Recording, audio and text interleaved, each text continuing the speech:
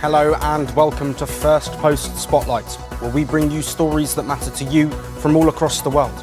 From breaking news to the day's biggest controversies, we shed light on issues that shape our world. I'm Joshua Barnes, live from the Firstpost studios. Let's begin with the top headlines. Russia says the European Union's attempts to be involved in talks to end the Ukraine war are unnecessary. This comes as US envoy Steve Witkoff heads to Moscow for further negotiations. At least 4 are killed as a major fire engulfs a Hong Kong apartment block. Many people are feared trapped as the local administration sets up temporary shelters and help desks in response. Thailand's Air Force intensifies delivery of relief supplies in the country's flood-hit areas as the death toll mounts to 33. Belgium's Brussels airport cancels all departing flights on the third and final day of a national strike by labour unions against the government's proposed pension and labour market reforms. And Australia's landmark social media ban for children faces legal challenge in the country's highest courts. 2 teenage petitioners say the law is unconstitutional as it robs them of their right to free communication. We begin today with the latest on the fast-shifting course of US immigration policy. The White House has defended President Donald Trump's recent comments on the need for foreign workers, particularly in the tech sector. The White House claimed Trump's position on H-1B visas has been mischaracterised, insisting that the US president does not support American workers being replaced. The White House said Trump's views on H-1B visas are nuanced and common sense, arguing that if foreign companies invest trillions in US manufacturing, they may need to bring specialised workers to get factories running. But the White House made it clear that in the long run, Trump wants Americans in jobs currently held by foreign workers. Listen in. The president does not support American workers being replaced. The president wants to see our American manufacturing industry be revitalized better than ever before. That's part of what he's doing with his effective use of tariffs and cutting good trade deals around the world. As for the H-1B visa issue, the president has a very nuanced and common sense opinion on this issue. He wants to see if foreign companies are investing trillions of dollars in the United States of America, and they're bringing foreign workers with them to create very niche things like batteries. He wants to see that at the beginning to get those manufacturing facilities and those factories up and running. But ultimately, the president always wants to see American workers in those jobs. And he's told these foreign companies that are investing here, you better be hiring my people if you're going to be doing business in the United States. The White House's defense comes after Trump himself acknowledged that he may take a little heat for supporting some skilled immigration, but insisted it is necessary. Earlier, Trump had noted that the US is currently building extremely complex plants, from semiconductors to next-gen defense equipment, and that companies cannot hire people off an unemployment line for high-skilled roles. Trump has argued that America does not have certain talents domestically and must welcome specialised skill when necessary. But as the White House defends the president's position, a different trend is playing out.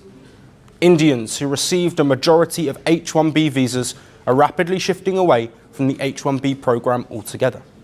Immigration attorneys and consultants say Indian professionals are now turning to more stable, employer-independent pathways. They are EB-1A visas for individuals with extraordinary abilities and EB-2 visas for those contributing to enhance US national interests. Applications for the EB-1A visa have seen a 56% jump in applications in just one quarter. Law firms say a significant portion of these filings are from Indians. Immigration experts say the priority for Indians in the US now is stability, a way to escape both the green card lottery and fears of policy shifts under the Trump administration. Attorneys say several factors are driving the exodus from H-1B. A new $100,000 fee for fresh H-1B applications starting September 2025. Mass tech layoffs, leaving visa holders vulnerable. Years-long green card backlogs, and the desire for a pathway not tied to a single employer. Immigration firms say high-achieving Indians want control over their status, not a visa that collapses if a job is lost. A report by an American think tank shows nearly 54,000 Indians were waiting in the EB-1A green card queue in 2023, the largest group globally. As the White House attempts to clarify President Trump's stance on high-skilled immigration, the reality on the ground is shifting fast. American companies still need specialized global talent, a point the president repeats. But for thousands of Indians, the uncertainty surrounding the H-1B program is pushing them towards more permanent, more secure pathways. Our next story is a shocking blow to tech workers worldwide. Consider this. You graduate with a top score at college, land the tech job everyone wants. The pay is great, the future looks secure, until it isn't. Because in 2025, a new rival is quietly moving into the workplace. It doesn't sleep, doesn't get tired, and now it's taking people's jobs. In the tech sector, artificial intelligence is rewriting the rules of employment. Tech giant Hewlett-Packard, or HP, is set to undertake a major global restructuring, announcing plans to cut up to 6,000 jobs by 2028. This is part of an effort to streamline operations and accelerate its push into artificial intelligence. CEO Enrique Lores said on Tuesday that employees in product development, customer support, and internal operations would be most affected. Well, the move is expected to generate $1 billion in savings over 3 years. This latest wave of job cuts follows up to 2,000 employees who were laid off in February under a prior restructuring plan. Reports highlighted that demand for AI-enabled PCs is rising, accounting for over 30% of HP's shipments in the fourth quarter that ended on October the 31st. The company reported fourth quarter revenue of $14.64 billion, slightly above expectations, with net income growing modestly to $795 million.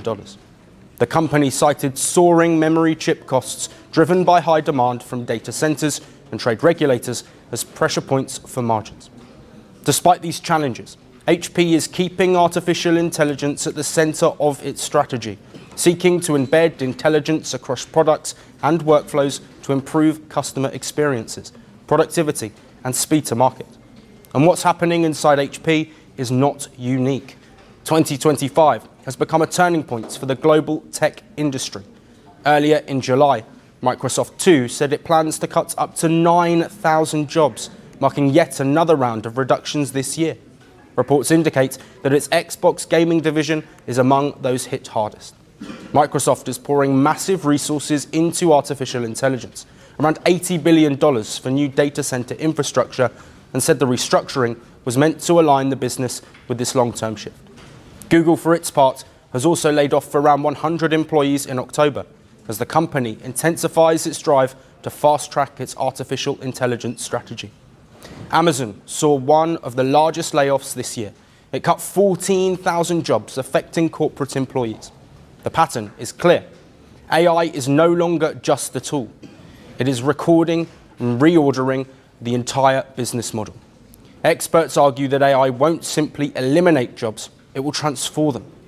The jobs most vulnerable to AI over the next few years range from computer programs to accountants, auditors, customer service workers, telemarketers, and credit analysts.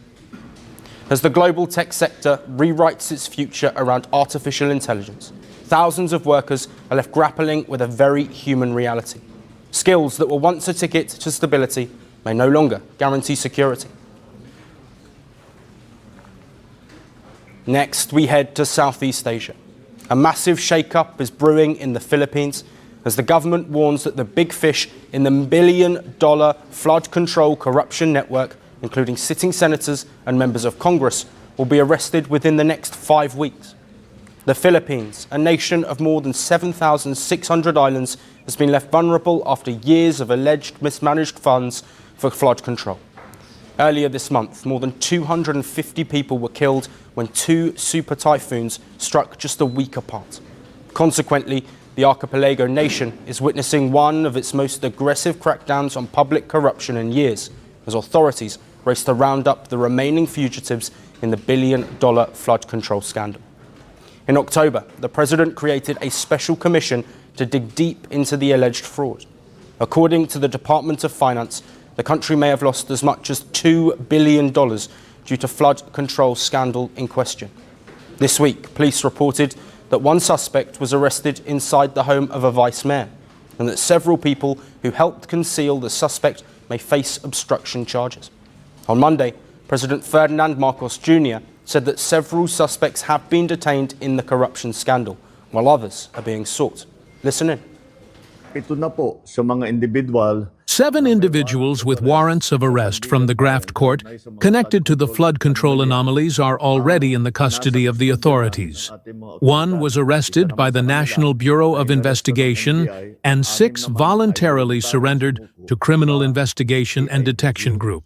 There are 2 accused who have already expressed their intention to surrender and will obey the Philippine National Police. Ang PNP CIDG.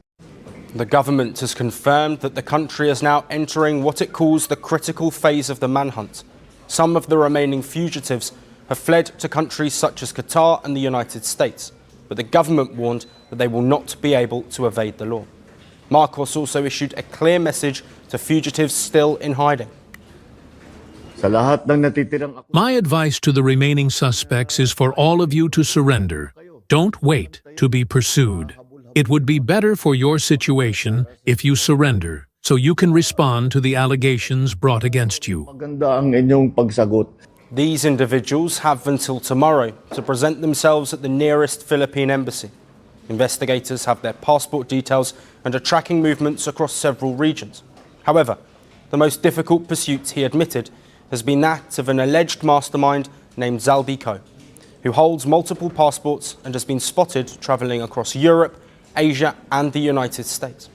Meanwhile, the Philippines Bureau of Jail Management has announced that all detainees connected to the case will be treated like any other inmate. No special meals, no exclusive privileges, no separate facilities.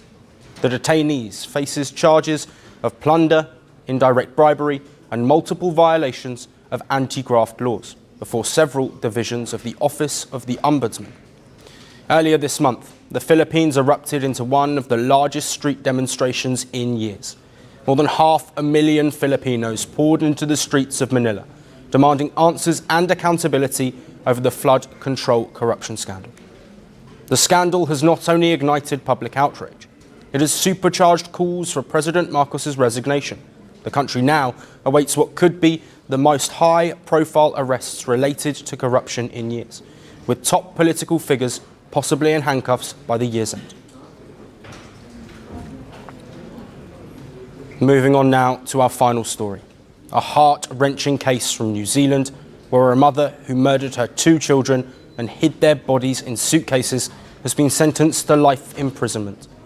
Hak Young Lee, born in South Korea, has been jailed. She must serve a minimum of 17 years before she can seek parole. A High Court judge said her mental health was a reason why she committed the crime, but her actions were carried out in a planned and deliberate manner. Lee will be treated as a special patient during her sentence because of her psychological state. You went about killing the children in a deliberate and calculated way and then took a number of steps to cover up your offending. The jury found you intended to kill your children, and also that while you were suffering from a depressive illness at the time, you knew that your actions were morally wrong. Lee murdered her 2 children in 2018, a year after their father died of cancer. One was 8 years old, the other just 6. Her defence said she had fallen into deep grief and severe depression after her husband's death. She tried to kill herself and the children by giving them an overdose of medicine, but miscalculated the amounts, ending up taking less amounts of the drug. That is how she survived. Prosecutors, however, described the act as a selfish attempt to escape the burden of raising them alone. The children's remains were not found until 2022. Lee had stopped paying rent on an Auckland storage unit after running into financial difficulties. The contents of the locker were then auctioned online, and a family who bought them discovered the suitcases while sorting through the items. By that time, Lee had already left New Zealand, changed her name and travelled to South Korea. She was arrested there and later extradited back to New Zealand to face trial. Heartbreaking statements from both sides of the family were read out in court. Lee's mother said she regrets not recognising her daughter's deteriorating mental state. The children's uncle said the tragedy has become a lifelong sentence for the family, one from which they can never be paroled. Both grandmothers still do not know that their children are dead. In a world where we treat physical health as urgent, cases like this force us to ask whether we give the same attention to mental health, especially when the consequences can be so severe. And when a crime is this heinous, the question always lingers: how do we differentiate between criminal intent and the psychological collapse behind it? Well, that's all we have on the show for today. We will see you again tomorrow at the same time. Until then, thank you for watching. From breaking news to the day's biggest controversies, shedding light on the world's top headlines, detailed analysis on the stories that matter the most to you. Catch it all on Spotlight at 6 p.m. India time and 12:30 GMT, only on Firstpost.